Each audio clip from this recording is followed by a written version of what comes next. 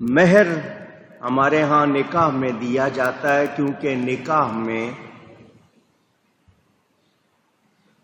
دو چیزیں لازم ہوتی ہیں، ایک واجب ہوتی ہے، باقی 3 سنت ہوتی ہے۔ لازم چیزیں کیا ہیں؟ ایجاب و قبول، لڑکی کہے مجھے رشتہ منظور ہے، لڑکا کہے مجھے قبول ہے، اس کو ایجاب و قبول کہتے ہیں۔ لڑکی کی اجازت کے بغیر شادی ہو سکتی نہیں۔ ماں باپ کو زبردستی نہیں کرنی چاہیے، لڑکی بخوشی راضی ہو تو اس صورت میں ہی نکاح کرنا چاہیے۔ ایجاب و قبول، اور یہ کام ہو 2 گواہوں کے سامنے۔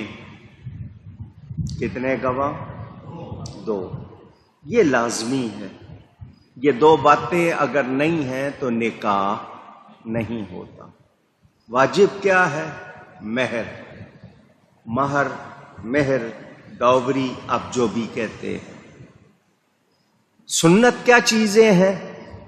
چھوارے تقسیم کرنا، خطبہ پڑھنا، ولیمہ کرنا۔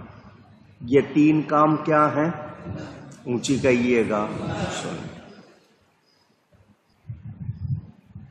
مال متقوم، یہ ضروری ہے مہر میں۔